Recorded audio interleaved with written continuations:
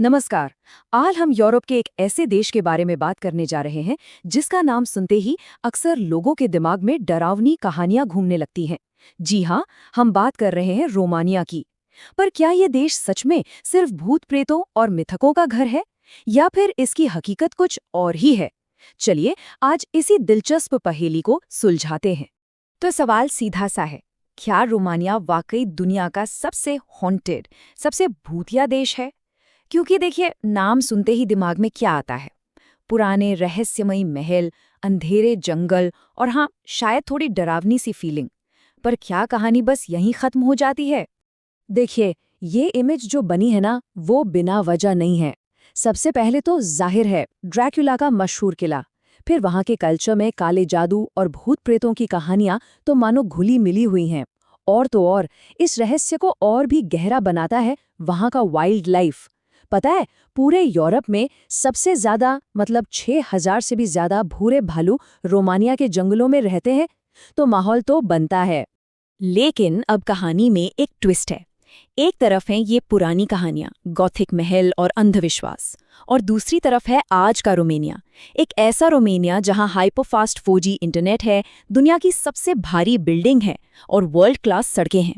तो मिथक और हकीकत का ये जो कंट्रास्ट है ना, यही रोमानिया को असल में दिलचस्प बनाता है। तो चलिए अब इन कहानियों को थोड़ा साइड में रखते हैं और देखते हैं रोमानिया का वो मॉडर्न चेहरा जो सच में कमाल के अजूबों से भरा है। और शुरुआत करते हैं एक ऐसी चीज से जिस पर यकीन करना मुश्किल है। इसकी राजधानी बुखारेस्ट में है दुनिया की सबसे भारी इमारत। जी हाँ, सबसे भारी। ये कोई मजाक नहीं है, गिनेस वर्ल्ड रिकॉर्ड्स ने इसे सर्टिफाई किया है। ये वहाँ का संसद भवन है और इंजीनियरिंग का एक ऐसा कमाल है कि बस देखते ही रह जाओ। और अगर इसके वजन से हैरानी नहीं हुई तो अब इसके खर्चे से होगी। जरा इस नंबर को देखिए, 3 अरब यूरो। अंदाजा है कि इसे बनाने में लगभग इतना खर्चा आया था। और सोचिए, ये कीमत कई साल पुरानी है। आज तो पता नहीं कितना होता। मतलब इसका साइज जरा इमेजिन करके देखिए, 12 मंजिलें हैं और 86 मीटर ऊंची है। ये इतनी ज्यादा बड़ी है कि इसे एक छोटा मोटा शहर ही कह सकते हैं। कमाल है ना?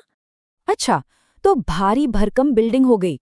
अब एक और मॉडर्न चीज की बात करते हैं। जिस देश को हम पुराना और पिछड़ा हुआ समझ रहे थे, वहां दुनिया की सबसे तेज 4G इंटरनेट स्पीड्स में से एक मिलती है। और कमाल की बात यह है कि ये स्पीड सिर्फ शहरों में नहीं, दूर दराज के गांवों में भी मिलती है। और फिर आती है वहां की सड़कें। इनके बारे में लोग पता है क्या कहते हैं? कहते हैं यहाँ गाड़ी चलाना मतलब जन्नत में ड्राइव करने जैसा है। और ये सिर्फ बड़े बड़े हाईवे की बात नहीं हो रही। मुश्किल पहाड़ी रास्तों पर भी सड़कें इतनी जबरदस्त हैं कि गाड़ी एकदम मक्खन की तरह चलती है। तो ये तो हो गई इंफ्रास्ट्रक्चर की बात। लेकिन किसी भी देश की असली पहचान तो वहाँ के लोगों से होती है ना? तो चलिए अब रोमानिया के लोगों के बारे में कुछ मजेदार बातें जानते हैं। ये वाला फैक्ट तो सच में चौंकाने वाला है। रोमानिया में 97% लोग अपने खुद के घर में रहते हैं, सिर्फ 3% किराए पर। मतलब वहाँ रेंट पर रहने का कॉन्सेप्ट लोकल लोगों के लिए लगभग है ही नहीं। सब अपने घर के मालिक हैं। और यहाँ के लोग अपनी कल्चर, अपनी भाषा से बहुत ज्यादा जुड़े हुए हैं। देश में 85% लोग रोमानियन भाषा ही बोलते हैं। इससे पता चलता है कि वो अपनी पहचान को लेकर कितने मजबूत हैं। यहाँ के कल्चर से जुड़ी एक और दिलचस्प, थोड़ी पोएटिक सी बात कही जाती है। ऐसा माना जाता है कि यहाँ की लड़कियाँ इतनी खूबसूरत और खुले विचारों वाली होती हैं कि उन्हें देखकर किसी को भी प्यार हो जाए। ये बस एक कहने का तरीका है जो वहाँ की महिलाओं के मिलनसार नेचर को दिखाता है। चलिए अब थोड़ा और अंदर चलते हैं और रोमानिया के कल्चर और ट्रेडिशंस की बात करते हैं जो इसे बाकी दुनिया से एकदम अलग बनाते हैं। अब ये जगह देखिए, इसका नाम है मेरी सिमेट्री, यानी खुशदिल कब्रिस्तान। और ये नाम बिल्कुल सही है। ये दुनिया का शायद अकेला ऐसा कब्रिस्तान है जहां मातम नहीं, जिंदगी का जश्न मनाया जाता है। यहाँ हर कब्र को चमकीले रंगों से पेंट किया जाता है और उस पर नक्काशी करके गुजर चुके इंसान की कहानी बताई जाती है। ये किसी आर्ट गैलरी जैसा लगता है।